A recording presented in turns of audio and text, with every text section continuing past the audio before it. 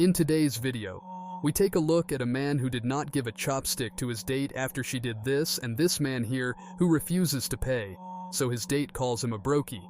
But before we jump in, please make sure to subscribe the channel and turn on the bell notification.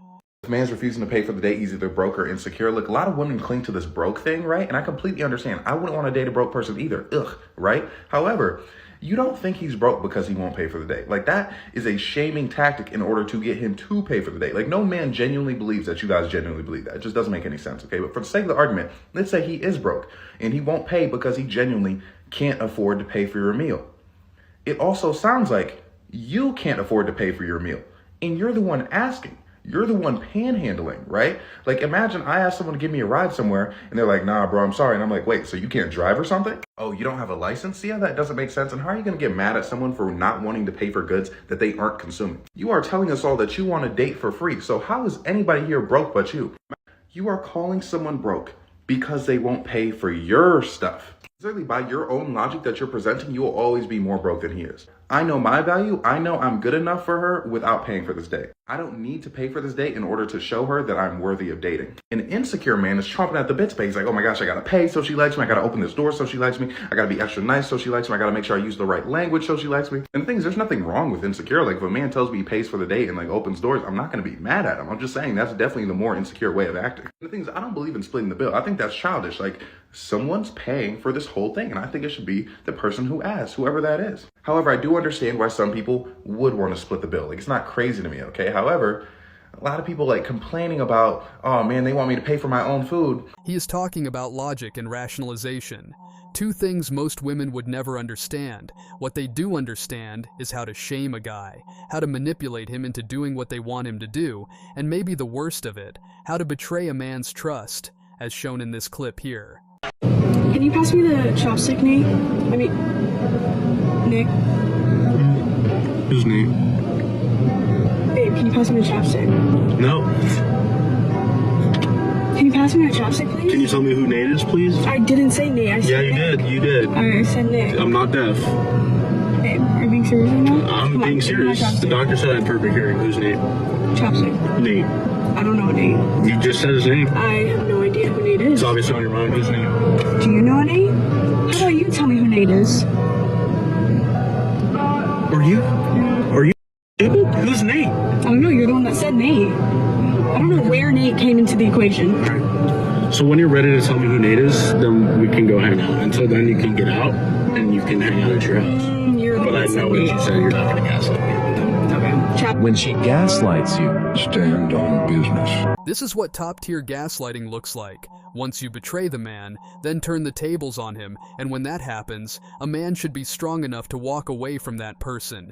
Because if he doesn't, then who knows, the girl might pull shameful acts like these. Would you guys cheat for $1,000? Yes. Yeah. Yes. Yes. Oh, why? Yeah. Yes. Oh, but for $1,000? Yeah. Yeah. It's money. That's money. I can buy a new husband. Oh. Yeah. That's big money. Yeah, what if your boyfriends are watching this? I'm pretty. Oh, yeah. Pretty people get everything. Pretty people get everything. Yeah. Oh, yeah, no cap. So sorry guys, I've been MIA. I've just taken a break from this whole dating thing. No matter how much you might fancy a guy, do not be screaming my man. Even in joke, don't. Because these men do not deserve it. As you know, I went on that third date. That was cool. I still was basically feeling date number 2. I'm married! We've been speaking consistently, you know, he'll call me, we'll text. As the days were going on for like the following week after we went on a date, he just didn't ask me, let's go out on a date again. You know what I mean? He was like, oh yeah, like I'm thinking of where we should go. But no actions, just chattings basically, just chattings. Quite frankly, who's got time for that? Bye! One thing about men, they are going to invest time into a woman they're interested in. Not just calling and chatting off on the phone, like that don't mean jack. I know what it's like to be with a guy that really fancies me, that really likes me, that thinks I am the best thing since sliced bread. So when guys are coming with like dry energy, or they're just not willing to do the most, you can literally leave. Should we just have a moment for the hair, guys? He wasn't really trying to make time to see me. I even gave him an opportunity to pick me up. I just gave you an opportunity of a lifetime, brother. He basically bailed. So it's just like, you don't like me, people who fancy me, they will go from the ends of the earth to be with me, to show me that they're interested in me. So if you think I'm gonna sit here and take some breadcrumbs, like, boy, be fucking for real. I'd rather be single and happy and live peacefully than have to settle for a man. Not even doing manly things. That night that I asked him to pick me up, I had to get a cab home. The cab driver was a lunatic. Like, I was unsafe, I was in danger. If you're a man and you want to be my man, but you're not doing shit that my man would be doing, then you're obviously never gonna be my man. She is trying her best to leverage her beauty and body against a high-value man's wealth, because a normal guy would definitely give her the relationship she is looking for, but the guys she wants aren't looking for her, and that's what this is about.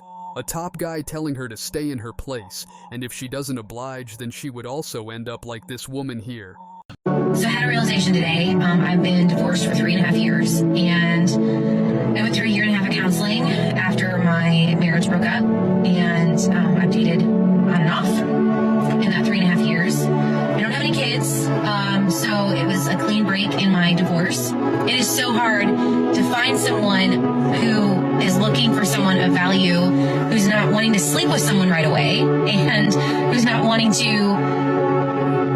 you know, change their morals. I'm looking for a good man. It's not like I'm out here, you know, looking to change people or anything like that. It's, you know, I've done the work on myself. Last year I went through a huge weight loss journey, and a guy that I dated last month, I went out with him twice, and both times he was like, you don't look like your photos. Your photos look like you were a lot thinner than what you were in person. Like, what? Are we doing this? Are we really doing that? I don't know why this is hard. I went out for the girlfriend tonight, and we were talking about, like, okay, well, what is it that I need to work on? Because obviously there's something wrong with me because I'm not able to figure out how to be in a healthy, good relationship. And she was like, Emily, what's wrong with you? Like, I don't understand why you think it's you. Like, why you always have to change you. And I'm like, I'm the common denominator, right? Like, I'm the one who's not been able to date someone and be in a relationship. And she's like, what if it's not the right time? Only thing anyone would say is that the grass is not always greener on the other side, so sometimes it is better to work on your marriage or relationship, make some compromises, and be happy and supportive of each other. Have you experienced her fixing dinner for you? You're right. She fixed dinner. She don't cook dinner. It's a difference. Well, please educate me. What's the difference between fixing and cooking? Kraft mac and cheese, microwave edition. That's what? Oh. That's cooking or fixing? That's fixing. Okay, cooking is homemade macaroni and cheese with the... with your receipts. You gotta have the receipts. Put together. You know, when I cook dinner, I don't skip. I go chop up my onions, go chop up my bell peppers, chop up my other type of onions, the French onions, put it in there with my little seasoning salt. Then I go ahead and chop up the lamb chops, because that's what she likes, lamb chops. So therefore, I season the lamb chops, throw them in the air fryer on roast for 15 minutes. Take them out, put them on the salt, let it simmer, put my rice in. What's your address? Yeah, I'm about to say, we